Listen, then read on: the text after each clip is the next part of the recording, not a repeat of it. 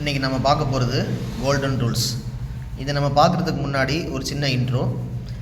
Business maths மற்ற மேக்ஸ்லாம் பொறுத்த வரைக்கும் நாம் சில சாப்டரை ஒமிட் பண்ணிட்டு அடுத்தடுத்த சாப்டர் மூவ் ஆக முடியும். ஆனால் அக்கௌண்ட்ஸை பொறுத்த வரைக்கும் Journal entry, ledger, trial balance அப்படின்னு ஒவ்வொன்றா ஒரு சாப்டர் நம்ம பார்த்துருப்போம். இதெல்லாம் பார்த்திங்க அப்படின்னா ஒவ்வொன்றும் ஒரு தொடர்புடையது.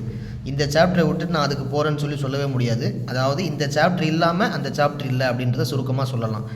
ஒவ்வொரு சாப்டருமே ஒவ்வொரு தொடர்புடையது. இது எல்லாத்துக்குமே பேஸ்மெண்ட்டு அப்படின்னு நீங்கள் பார்த்தீங்கன்னா நாம் இன்றைக்கி பார்க்க போகிற இந்த கோல்டன் ரூல்ஸ்.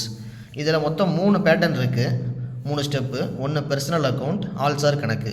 2வது ரியல் அக்கௌண்ட், சொத்து கணக்கு. 3வது நாமினல் அக்கௌண்ட், பேரளவு கணக்கு. பாருங்கள், பெர்சனல் அக்கௌண்ட் அப்படின்னா ஆல்சார் கணக்கு. இது என்னன்றது நம்ம விளக்கி சொல்லிடலாம். டெபிட் த ரிசீவர், பெறுபவரை பற்றுவை. அப்படின்னா நாம் ஒரு ஆளுக்கு பொருளை விற்றுருக்குறோம் அப்படின்னா அவர் பெறுபவர், அவர் நம்ம பற்று வச்சிடணும். அதே போல் கிரெடிட் த கிவர் அப்படின்னா ஒருத்தர் நமக்கு பொருளை விற்றுருக்காரு, அதாவது நாம் பர்ச்சேஸ் பண்ணியிருக்கிறோம் அப்படின்னா அவர் நமக்கு தருபவராக கிவராக மாறிட்டார் அப்படின்றதுனால அவர் நாம் கிரெடிட் பண்ணிடணும். இந்த பக்கம் பார்த்திங்க அப்படின்னா 2வது உள்ள ரியல் அக்கௌண்ட், சொத்து கணக்கு. சொத்து கணக்கை பொறுத்த வரைக்கும் நான் சொல்கிற விஷயத்தை நோட் பண்ணிக்கோங்க தனிப்பட்ட முறையில். சொத்து கணக்கு அப்படின்னாலே கண்ணால் பார்க்கக்கூடிய சொத்துக்கள், கண்ணால் பார்க்க முடியாத சொத்துக்கள்னு சொல்லி 2 பிரிப்பாங்க. கண்ணால் பார்க்குற சொத்து அப்படின்னா உதாரணத்துக்கு நாம் பேங்க்கில் உள்ள பணம், கையில் உள்ள கேஷு, பில்டிங்கு அதாவது கட்டிடம், நம்ம வியாபாரம் பண்ணுறதுக்காக வச்சுருக்கக்கூடிய சரக்குகள், இதெல்லாம் கண்ணால் பார்க்கக்கூடிய தொடக்கூடிய வஸ்துக்கள் அப்படின்னு நம்ம சொல்ல முடியும். கண்ணால் பார்க்க முடியாது, தொட முடியாது அப்படின்றது உள்ள மாதிரி உள்ளது எது அப்படின்னு பார்த்தா குட்வில் அப்படின்னு சொல்லுவாங்க. அதாவது ஒரு நிறுவனத்துக்கான, ஒரு கடைக்கான நல்ல பேர் அப்படின்றது அதுவும் ஒரு சொத்து தான். அந்த கடை சம்பாரிச்சு வச்ச சொத்து, அதை நம்ம கண்ணால் பார்க்க முடியாது. இந்த மாதிரி விஷயங்கள் எல்லாமே ரியல் அக்கௌண்ட்டில் இன்க்ளூட் ஆகும். அதனால் சொல்கிறாங்க இதுக்கு பேர் சொத்து கணக்கு. எப்படி நாம் பெர்சனல் அக்கௌண்ட்டில் 2 பார்த்தோமோ, டெபிட் கிரெடிட் சொல்லி 2 துருவங்களை பார்த்தோமோ, அதே போல் இதுலேயும் 2 துருவங்கள் டெபிட் கிரெடிட்னு இருக்குது. அதில் என்ன போடுறாங்கன்னு பாருங்கள். Debit what comes in, credit what goes out. Debit what comes இன்னா என்ன? உள் வருவதை பற்றுவை. அதாவது நாம் ஒரு பொருளை ஒருத்தங்கிட்ட வாங்கியிருக்கோம், பர்ச்சேஸ் பண்ணியிருக்கோம் அப்படின்னா அந்த பொருள் உள்ளே வருது. ஸோ அதை நாம் பற்று வைக்கணும். இந்த பற்று வைக்கிறது, வரவு வைக்கிறது, இதெல்லாம் என்ன அப்படின்றது நம்ம சம்மு பார்க்கும்போது டீப்பாக புரியும்.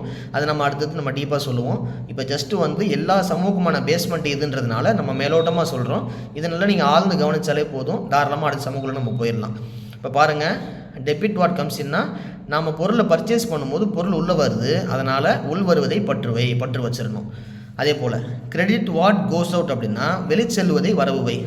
அப்படின்னா என்ன? நாம் இப்போ பொருளை சேல் பண்ணுறோம், சேல் பண்ணும்போது நம்மள்ட்ட இருக்கக்கூடிய பொருள், சரக்கு பொருள்லாம் வெளியே போகுது, அதனால் நாம் அதை வரவு வச்சிடணும். 3rd ஒன் நாமினல் அக்கௌண்ட், பேரளவு கணக்கு அப்படின்னு சொல்லுவாங்க. அப்படின்னா என்னென்னா இதுலேயும் பாருங்கள், debit all expenses and losses, credit all incomes and gains. நம்ம வியாபாரத்தை பொறுத்த வரைக்கும் பிஸ்னஸில் பார்த்தீங்கன்னா இந்த 2 விஷயங்கள் இல்லாமல் பிஸ்னஸே இல்லை. அதாவது என்ன? செலவுகள், நட்டங்கள், வருமானங்கள், ஆதாயங்கள். டெபிட்டில் என்ன போடணும்னு பாருங்கள்.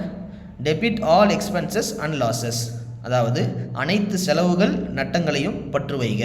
அப்படின்னா பிஸ்னஸில் வரக்கூடிய நாம் ஃபேஸ் பண்ணக்கூடிய சந்திக்கக்கூடிய செலவுகள், நட்டங்கள் எல்லாத்தையும் நம்ம பற்று வச்சிடணும். அதே போல் பிஸ்னஸில் நமக்கு கிடைக்கக்கூடிய வருமானங்கள், ஆதாயங்கள், இது எல்லாத்தையும் வரவு வைக்கணும். இதை நம்ம மேலோட்டமாக தான் சொல்லியிருக்கிறோம். இதுக்கான உதாரணங்கள், இதை நம்ம எப்படி இன்னும் டீப்பாக பார்க்குறது அப்படின்றத நம்ம அடுத்தடுத்த சாப்டர் பார்க்கும்போது நம்ம இன்னும் தெளிவாக சொல்லலாம். மற்றபடி புரியலனா அதை கமெண்ட் பண்ணுங்கள்.